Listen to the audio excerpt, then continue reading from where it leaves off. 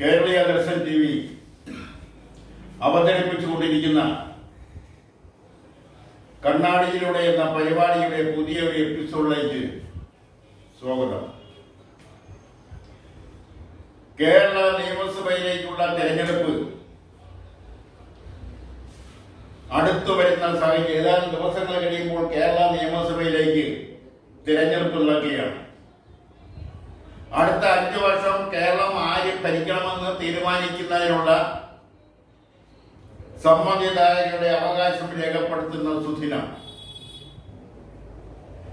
അതിനുശേഷം മെയ് 4 വോട്ടെണ്ണി തീരുമ്പോൾ അല്ലെങ്കിൽ അത് ഉച്ചയ്ക്ക് മുമ്പ് തന്നെ കേരളം ആര് ഭരിക്കണമെന്ന് അറിയാൻ കഴിയും.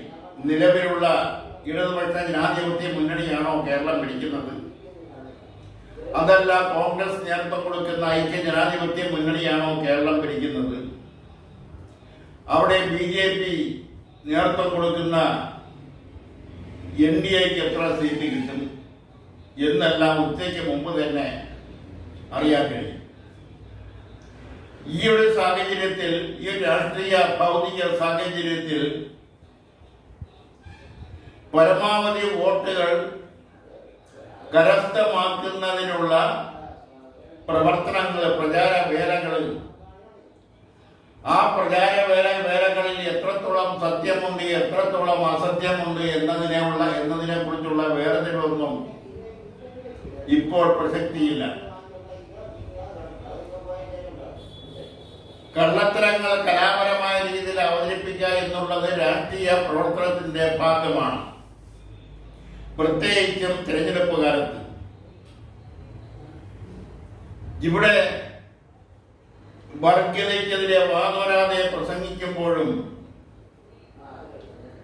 ചില ഭാഗങ്ങളിൽ ചില വർഗീയ കക്ഷികളെ കൂട്ടിച്ചേർത്തുള്ള കൂടെ നിർത്തിയും അല്ലാതെയുമുള്ള തിരഞ്ഞെടുപ്പ് പ്രവർത്തനങ്ങൾ കണ്ട് മറന്നവരാണ് കേരള ജനത. വർഗീയ കക്ഷികളെ, അതിന്റെ നേതാക്കളെ കാണുന്നതിനും അവരുമായി രഹസ്യമായും പരസ്യമായും രാഷ്ട്രീയ ചർച്ചകൾ നടത്തുന്നതും കേരള രാഷ്ട്രീയത്തിൽ പതിവാണ്. സമുദായ സംഘടനകളുടെ നേതാക്കളുടെ വീടുകളിൽ, മതമേധാവികളുടെ വീടുകളിൽ അവിടെ പരസ്യമായും രഹസ്യമായും രാഷ്ട്രീയ നേതാക്കൾ വന്നു പോകുന്നതും പൊതുവെയല്ല.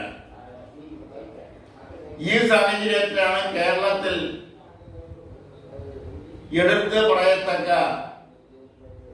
4 മുസ്ലിം സംഘടനകൾ, അത് വർഗീയ കക്ഷികളാണെന്നും അല്ലെന്നുമുള്ള അഭിപ്രായം നിലനിൽക്കുന്ന സാഹചര്യത്തിലാണ് ഈ 4 സംഘടനകളെ 2 മുന്നണികളും വീതിച്ചെടുത്തിരിക്കുന്നത്.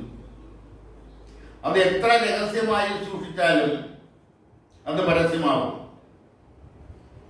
ജമാഅത്ത് ഇസ്ലാമിയെയും പോപ്പുലർ ഫ്രണ്ടിനെയും കോൺഗ്രസ് നേതൃത്വം കൊടുക്കുന്ന ഐക്യ ജനാധിപത്യ മുന്നണി കൂടെ നിർത്തുമ്പോൾ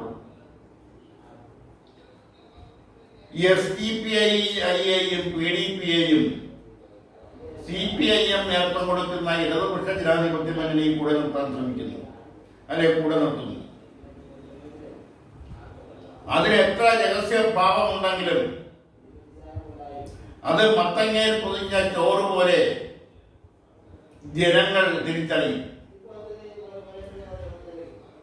അതുകൊണ്ടുണ്ടാവുന്ന നേട്ടങ്ങൾ അത് ഒരു വശത്ത്, അതുകൊണ്ടുണ്ടാവുന്ന ദോഷങ്ങൾ എന്തെങ്കിലും ഉണ്ടോ എന്ന് ചോദിച്ചാൽ അതെല്ലാം നേട്ടങ്ങളുമായി താരതമ്യപ്പെടുത്തുമ്പോൾ വളരെ ചെറുതാണ്. കഴിഞ്ഞ കാലങ്ങളിൽ നടന്നിട്ടുള്ള തെരഞ്ഞെടുപ്പുകളിലെല്ലാം അത് സംഭവിച്ചിട്ടുണ്ട്. അത് കേരളത്തിലെ പ്രഥമ തെരഞ്ഞെടുപ്പ് മുതൽ ആ തെരഞ്ഞെടുപ്പിനെ കുറിച്ച് പഠിച്ചു നോക്കിയാൽ അന്നും ചില സമുദായ ശക്തികളെ കൂടെ നിർത്തുന്നതിന് കോൺഗ്രസ് പാർട്ടിയും കമ്മ്യൂണിസ്റ്റ് പാർട്ടിയും ശ്രമിച്ചിട്ടുണ്ട്. അതിന്റെ ഭാഗമായിട്ടാണ് ക്രൈസ്തവ സഭകളും പള്ളികളും കോൺഗ്രസിന് അനുകൂലമായ നിലപാട് സ്വീകരിച്ചപ്പോൾ NSS Nair service society communist പാർട്ടിക്ക് അനുകൂലമായ നിലപാട് സ്വീകരിച്ചത്.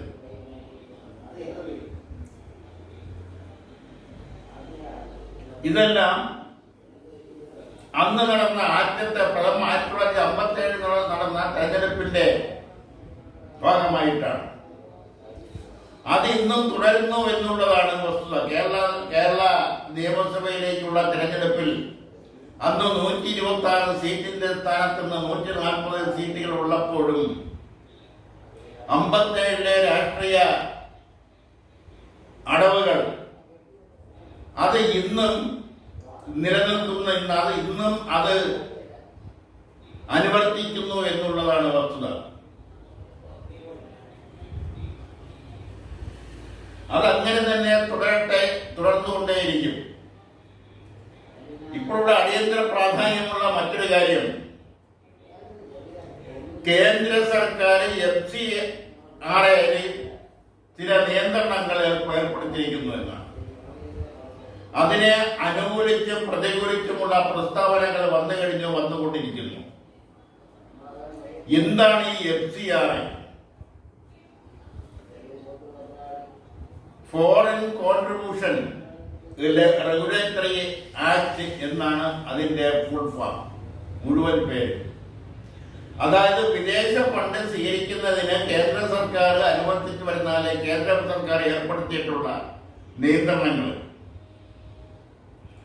ആ നിയന്ത്രണത്തിന്റെ ഭാഗമായ ഒരു പുതിയ ഭേദഗതി വരുന്നു. ആ ഭേദഗതി അനുസരിച്ച് FCRA 5 വർഷം കൂടുമ്പോൾ പുതുക്കണം, ആ ലൈസൻസ് പുതുക്കണം. ആ പുതുക്കാതിരിക്കുകയോ അല്ലെങ്കിൽ മറ്റേതെങ്കിലും സാങ്കേതിക കാരണങ്ങൾ കൊണ്ട്, നിയമപരമായ കാരണങ്ങൾ കൊണ്ട് കിട്ടാതിരിക്കുകയും ചെയ്താൽ ആ FCRA ആക്ട് പ്രകാരം ലഭിച്ച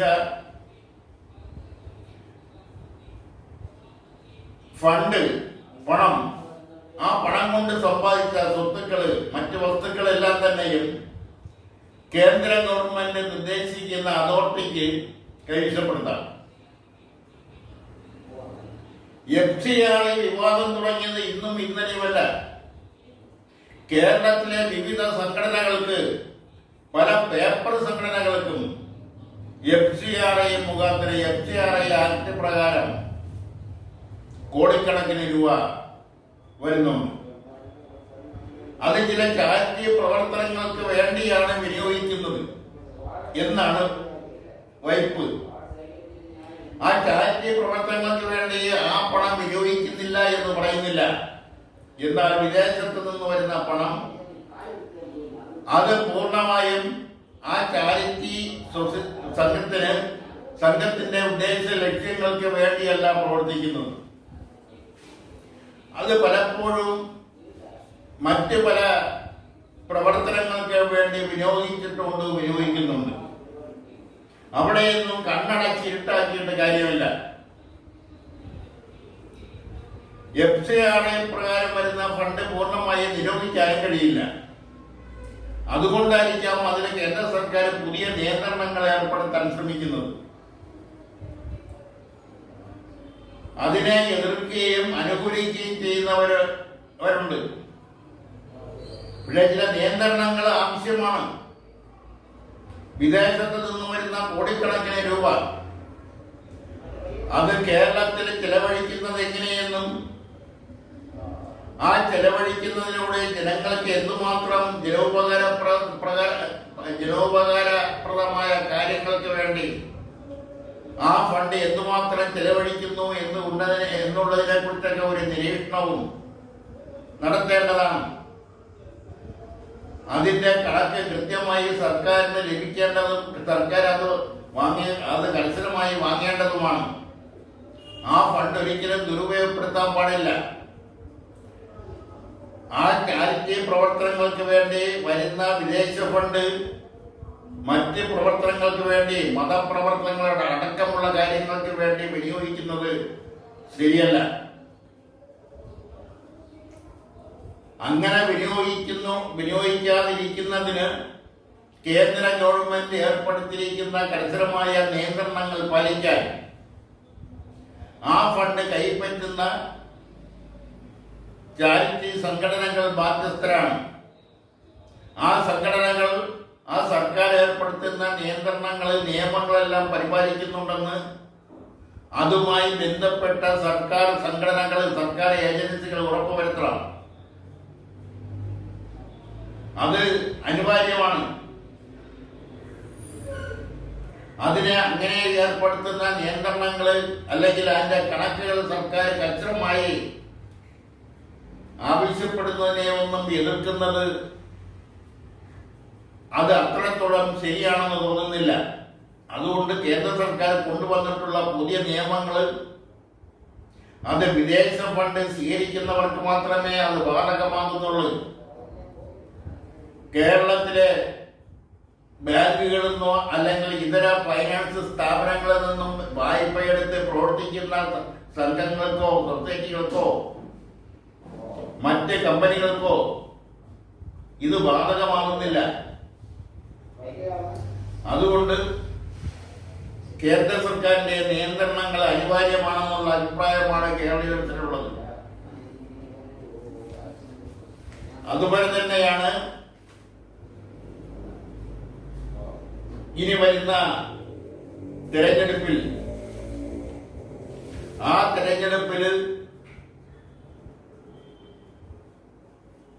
ചെലവാക്കുന്ന ഫണ്ടുകൾ സർക്കാർ അനുശാസിക്കുന്ന അല്ലെങ്കിൽ സർക്കാർ അനുവദിക്കുന്ന ഫണ്ടിനേക്കാൾ എത്രയോ 10 മടങ്ങാണ് ഇവിടെ ചെലവഴിക്കുന്നത്. ഒരു നിയോജക മണ്ഡലത്തിൽ ശരാശരി 3 കോടിയിലധികം രൂപയാണ് ഈ തെരഞ്ഞെടുപ്പിൽ ഓരോ രാഷ്ട്രീയ മുന്നണിയും ഇടതുപക്ഷ വലതുപക്ഷ വ്യത്യാസമില്ലാതെ ചെലവഴിക്കുന്നത്. ആ ചെലവഴിക്കുന്നത് ബോർഡുകളുടെ ചുവരെഴുത്തുകള്, ബോർഡുകള്, വാൾ പോസ്റ്ററുകള്,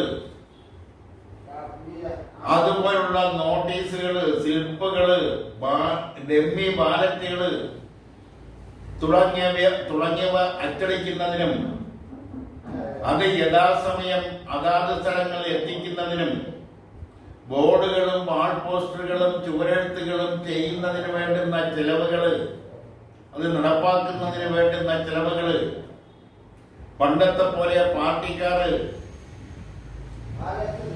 പച്ചവെള്ളം കുടിച്ചുകൊണ്ട് അല്ലെങ്കിൽ കട്ടൻ ചായയും പരിപ്പോടെയും കഴിച്ചുകൊണ്ട് അതെല്ലാം ചെയ്യുന്ന രീതിയെല്ലാം മാറിപ്പോയി. ഇന്നതിനെല്ലാം ആവശ്യമായ പണം ചെലവഴിച്ചെങ്കിൽ മാത്രമേ പ്രവർത്തകർ ചുവരെഴുതാനും പോസ്റ്റർ ഒട്ടിക്കാനും ശില്പകൾ കൊടുക്കാനും നോട്ടീസ് വിടാതോറും എത്തിക്കുന്നതിനും പ്രകടന പത്രികയിൽ പറഞ്ഞിട്ടുള്ള കാര്യങ്ങൾ വീടാന്തോറും കയറി ഇറങ്ങി പ്രചരിപ്പിക്കുന്നതിനും പ്രവർത്തകർ തയ്യാറാവും. അതുപോലെ തന്നെ ബൂത്തുകളിൽ എത്തിക്കുന്ന ഫണ്ടുകൾ ഫീഡിംഗ് എന്നാണ് പറയുന്നത്. ഒരു ബൂത്തിൽ 3-4 പ്രാവശ്യം ഫീഡിംഗ് എത്തിക്കേണ്ടിയിരിക്കുന്നു. ആദ്യ ഫീഡിംഗ് ശരാശരി 5000 രൂപയാണെങ്കിൽ രണ്ടാമത്തെ ഫീഡിംഗ് ശരാശരി 10000 രൂപയാണ്. അത് മൂന്നാമത്തെ ഫീഡിങ്ങിലേക്ക് വരുമ്പോൾ 15000 രൂപയായിട്ട് മാറുന്നു. ഒരു ബൂത്തിലെ ചിലവാണിത്. ഒരു നിയോജക മണ്ഡലത്തിൽ 150 അതിലേറെ ബൂത്തുകളോ ഉണ്ടാവാം. അവിടെയെല്ലാം ചെലവഴിക്കുന്ന തുകകള് പോരാഞ്ഞിട്ട് നാലാമത്തെ ഫീഡിങ് വേണ്ടുന്നിടത്ത് നാലാമത്തെ ഫണ്ട് എത്തിക്കണം. ചില കറിവിച്ച് മാറി നിൽക്കുന്ന പാർട്ടി പ്രവർത്തകരെ, അത് ഏത് പാർട്ടി പ്രവർത്തകരായാലും അവരെയെല്ലാം കൂടെ കൂട്ടുന്നതിന് അവിടെ ഫണ്ട് വേണം. തെരഞ്ഞെടുപ്പ് പ്രവർത്തനം കഴിഞ്ഞ് വൈകുന്നേരത്ത് എത്തുമ്പോഴത്തേന് അവർക്ക് ഉഷാറാവുന്നതിന് പിറ്റേന്ന് വീണ്ടും പ്രവർത്തിക്കുന്നതിന് വേണ്ടി ഉഷാറാവുന്നതിന് വേണ്ടിയുള്ള മദ്യം അതൊന്നും രഹസ്യമല്ല, അതുണ്ടാവണം. അതിനു വേണ്ടിയുള്ള പണം ഉണ്ടാവണം. ചില പോക്കറ്റുകളിൽ ചില കേന്ദ്രങ്ങളിൽ പണം എത്തിക്കണം. ചിലരെ സജീവമായി പ്രവർത്തന രംഗത്ത് ഇറക്കുന്നതിന് പ്രത്യേകിച്ചും സഖ്യ കക്ഷികളിലെ പ്രവർത്തകരെ സജീവമായി അതിൻ്റെ പ്രാദേശിക നേതാക്കളെ സജീവമായി രംഗത്തിറക്കുന്നതിന് പണം വേണം, അവർക്ക് വാഹനം വേണം. ആ വാഹനത്തിൽ ഇന്ധനം അടിച്ചു കൊടുക്കണം. മുൻപെല്ലാം തിരഞ്ഞെടുപ്പ് നടക്കുമ്പോൾ ഒരു ബൂത്തിൽ ശരാശരി ഓരോ രാഷ്ട്രീയ പാർട്ടിക്കും 2 ടാക്സിക്കാർ വീതം, അങ്ങനെ അന്ന് 2 രാഷ്ട്രീയ പാർട്ടികൾ മാത്രമേ പ്രവർത്തന രംഗത്തുള്ളൂ. അങ്ങനെ 4 ടാക്സിക്കാറുകൾ ഒരു ബൂത്തിൽ ഓടിക്കൊണ്ടിരിക്കും തിരഞ്ഞെടുപ്പ് ദിവസം, തിരഞ്ഞെടുപ്പിന്റെ തലേ ദിവസം രാത്രി മുതൽ. അത് എ.കെ. ആന്റണി ആദ്യമായി MLA ആകാതെ മുഖ്യമന്ത്രിയായ ആ കാലഘട്ടം. അതായത് മുഖ്യമന്ത്രി കെ കരുണാകരൻ രാജൻ കേസിൽ 30 ദിവസം തികയുന്നതിന് മുമ്പ് രാജിവെക്കുകയും അങ്ങനെ എ.കെ. ആന്റണി മുഖ്യമന്ത്രി ആവുകയും ചെയ്ത സമയം.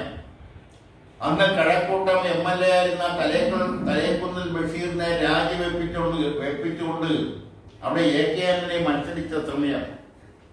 ആ കാലഘട്ടത്തിലാണ് ഈ തെരഞ്ഞെടുപ്പ് സമയത്ത്, തെരഞ്ഞെടുപ്പിന്റെ ദിവസം ബൂത്തുകളിൽ ഏർപ്പെടുത്തുന്ന ടാക്സി കാറുകൾ പൂർണ്ണമായും പിൻവലിച്ചത്. അന്ന് ഇലക്ഷൻ കമ്മീഷൻ കർശനമായ നിയന്ത്രണങ്ങൾ ഏർപ്പെടുത്തി. ആ നിയന്ത്രണങ്ങളുടെ ഫലമായിട്ടാണ് ശരാശരി ഒരു ബൂത്തിൽ 2 കാർ വീതം, ഒരു രാഷ്ട്രീയ പാർട്ടിക്ക് 2 കാർ, അല്ലെങ്കിൽ ഒരു മുന്നണിക്ക് 2 കാർ, അങ്ങനെ 2 മുന്നണിക്ക് 4 കാർ ഒരു ബൂത്തിൽ ഓടുന്ന ആ ഒരു സംവിധാനം പൂർണ്ണമായി ഒഴിവാക്കിയത് കഴക്കൂട്ടം ബൈ ഇലക്ഷനിലാണ്. ഇത് പറയുമ്പോഴാണ് ഒരു കാര്യം കൂടി പറയാതിരിക്കാൻ, അല്ലെങ്കിൽ പറഞ്ഞ് പോകാതിരിക്കാൻ കഴിയുന്നില്ല.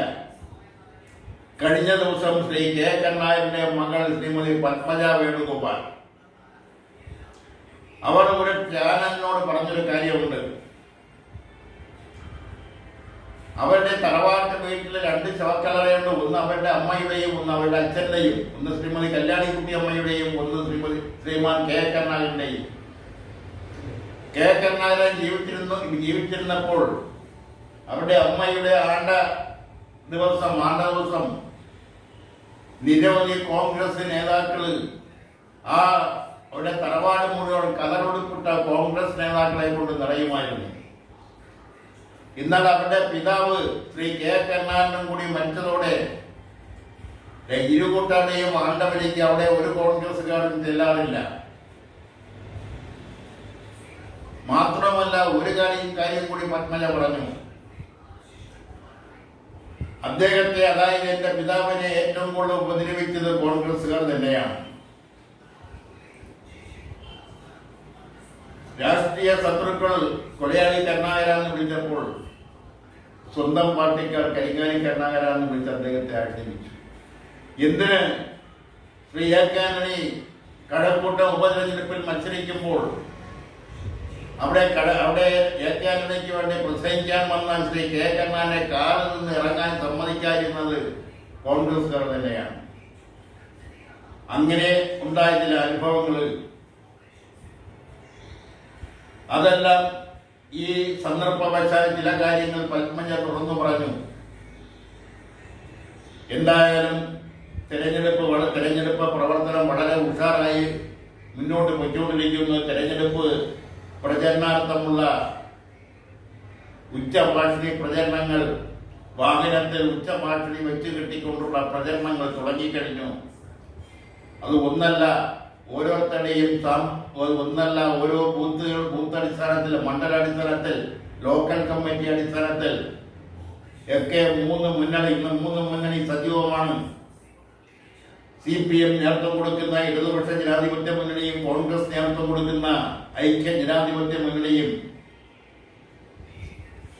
BJP നേതൃത്വം കൊടുക്കുന്ന ദേശീയ ജനാധിപത്യ മുന്നണിയും ഒരുപോലെ സജീവമാണ് തെരഞ്ഞെടുപ്പിൽ. അവരുടെ ശക്തിയും ഏകദേശം അടുത്തടുത്ത് തന്നെ നിൽക്കുന്നു. വലിയ വ്യത്യാസമില്ല 3 മുന്നണിയുടെയും ശക്തിയിൽ. അതുകൊണ്ട് പല മണ്ഡലങ്ങളിലും ആര് വിജയിക്കുമെന്ന് പറയാൻ കഴിയാത്ത ഒരവസ്ഥയുണ്ട് എങ്കിൽ തന്നെയും ചില മണ്ഡലങ്ങളിൽ ജയിച്ചു വരുന്നത് ആരാണെന്നതിനെ കുറിച്ചൊക്കെ ഏകദേശ ധാരണ ഇരു മുന്നണിയിലും മൂന്ന് മുന്നണിയിലും ഉണ്ട്. നേമത്ത് കേരളത്തിൽ ഒരു പ്രാവശ്യമാണ് നിയമസഭ ഇലക്ഷനിൽ BJP അക്കൗണ്ട് തുറന്നിട്ടുള്ളത്. അത് നേമത്തിൽ നിന്ന് മത്സരിച്ച ശ്രീ O രാജഗോപാലാണ് നിയമസഭ സാമാജികരായി സത്യപ്രതിജ്ഞ ചെയ്തത്. അന്ന് O രാജഗോപാലിനെതിരെ മത്സരിച്ച ഐക്യ ജനാധിപത്യ മുന്നണി സ്ഥാനാർത്ഥി ശ്രീ സുരേന്ദ്രൻ പിള്ള. ആ സുരേന്ദ്രൻ പിള്ള പിന്നെ പരിതപിച്ചത് എനിക്ക് കിട്ടേണ്ടുന്ന കോൺഗ്രസ് വോട്ടുകൾ BJPക്ക് പോയി എന്നാണ്. പകരം തിരുവനന്തപുരത്ത് മത്സരിച്ച കോൺഗ്രസ് സ്ഥാനാർത്ഥി ശിവകുമാറിന് BJPയുടെ വോട്ട് കിട്ടിയെന്നാണ്. അത് ഏറെക്കുറെയൊക്കെ ശരിയാണെന്ന് തിരുവനന്തപുരത്തുകാർക്കറിയാം. അങ്ങനെ വല്ലതും ഇപ്രാവശ്യം സംഭവിക്കുമോ സംഭവിച്ചു കൂടായികയില്ല, സംഭവിക്കില്ല എന്ന് ഉറപ്പിച്ചു പറയാനൊന്നും ആവില്ല. അതിന്റെ ഒരു ചെറിയ പ്രതിധ്വനിയാണ് ഡീൽ എന്ന ശബ്ദം ഇരു മുന്നണികളും മുന്നോട്ട് വച്ചിരിക്കുന്നത്. ഡീൽ മുന്നോട്ട് വയ്ക്കുന്ന വിഷയം അതിലെ പ്രധാനപ്പെട്ട കണ്ണി അല്ലെങ്കിൽ അതിന് പ്രധാനപ്പെട്ട രാഷ്ട്രീയ പാർട്ടി BJPയാണ്. BJPയുമായി കോൺഗ്രസ് ഡീലുണ്ടാക്കിയിരിക്കുന്നു എന്ന് ഇടതുപക്ഷ ജനാധിപത്യ മുന്നണിയും കോൺഗ്രസുമായി CPM നേതൃത്വം ഡീലുണ്ടാക്കിയിരിക്കുന്നു എന്ന് കോൺഗ്രസ് നേതൃത്വം കൊടുക്കുന്ന ഐക്യ ജനാധിപത്യ മുന്നണിയും പ്രചരണം നടത്തുന്നു. ഇതിന് വല്ല വാസ്തവമുണ്ടോ ഇല്ലയോ എന്നെല്ലാം തിരഞ്ഞെടുപ്പ് കഴിയുമ്പോൾ വ്യക്തമാവും. ഇതെല്ലാം വെച്ചുകൊണ്ടാണ് പ്രധാനമന്ത്രി കേരളത്തിൽ വന്നപ്പോൾ തൃശൂർ നടത്തിയ റോഡ് ഷോയിൽ പ്രസംഗിച്ചത്, അല്ലെങ്കിൽ പാലക്കാട് പ്രസംഗിച്ചത്. ഇവിടെ A1 BJPയാണ്. കാരണം ഇരു മുന്നണികളും BJPയാണ് പോയിന്റ് ഔട്ട് ചെയ്യുന്നത് എന്നാണ്. അദ്ദേഹം നടത്തിയ റോഡ് ഷോ അത് BJP പ്രവർത്തകരെ ആവേശഭരിതരാക്കി ഇലക്ഷൻ പ്രചരണത്തിന് ഊർജം പകർന്നു എന്ന കാര്യത്തിൽ സംശയമില്ല. അത് എത്രത്തോളം വോട്ടായി മാറും എന്നുള്ളത് തിരഞ്ഞെടുപ്പ് കഴിയുന്നതുവരെ കാത്തിരിക്കാനേ മാർഗമുള്ളൂ. എന്തായാലും ഇവിടെ തിരഞ്ഞെടുപ്പ് കഴിയുമ്പോൾ മെയ് 4 വോട്ടെണ്ണുമ്പോൾ ഇടതുപക്ഷ ജനാധിപത്യ മുന്നണിക്കാണ് ഭൂരിപക്ഷം കിട്ടുന്നെങ്കിൽ തുടർഭരണം വീണ്ടും ഉണ്ടാവും. അതല്ല ഐക്യ ജനാധിപത്യ മുന്നണിക്കാണ് ഭൂരിപക്ഷം ലഭിക്കുന്നതെങ്കിൽ, കാരണം 71 നിയമസഭാ സാമാജികരുടെ പിന്തുണ വേണം മന്ത്രിസഭ രൂപീകരിക്കാൻ. അങ്ങനെ 71 പേരുടെ പിന്തുണ അല്ലെങ്കിൽ ഇല്ലാതിരിക്കുന്ന ഒരു ഇരുകൂട്ടർക്കും ഇരു മുന്നണിക്കും ഇല്ലാതിരിക്കുന്ന ഒരു സാഹചര്യത്തിൽ BJP മുന്നണിക്ക് അല്ലെങ്കിൽ BJPക്ക് ഏതാനും സീറ്റുകൾ അല്ലെങ്കിൽ 3 or 4 സീറ്റ് ലഭിക്കുന്നുണ്ടെങ്കിൽ അത് വളരെ വളരെ നിർണായകമാണ്. അങ്ങനെ ആ തോക്ക് മന്ത്രിസഭ വരികയാണെങ്കിൽ ആ തോക്ക് മന്ത്രിസഭയിലെ BJPയുടെ സ്ഥാനം, BJPയുടെ റോള് വളരെ വലുതാണ്. അത് ചിലപ്പോൾ കേരള രാഷ്ട്രീയത്തിന്റെ ഭാവി കേരള രാഷ്ട്രീയത്തെ നിയന്ത്രിക്കുന്ന നിലയിലേക്ക് മാറിക്കൊടുന്നില്ല. അതെല്ലാം കേരളീയ ദർശന്റെ പ്രേക്ഷകരെ പോലെ തന്നെ കേരളീയ ദർശനും വളരെ ശാസ്ത്രീയമായി അത് നോക്കിക്കാണും. അത് ഭാവി രാഷ്ട്രീയത്തെ കുറിച്ച് പഠിക്കുന്നതിനും അത് ഉതകും എന്ന കാര്യത്തിൽ സംശയമില്ല. അതുകൊണ്ട് തിരഞ്ഞെടുപ്പ് കഴിയുന്നവരെ കേരളീയ ദർശനെ പോലെ മറ്റ് കേരളത്തിലെ ജനസമൂഹത്തെ പോലെ ജനാധിപത്യ വിശ്വാസികളെ പോലെ കേരളീയ ദർശനം കാത്തിരിക്കുകയാണ്.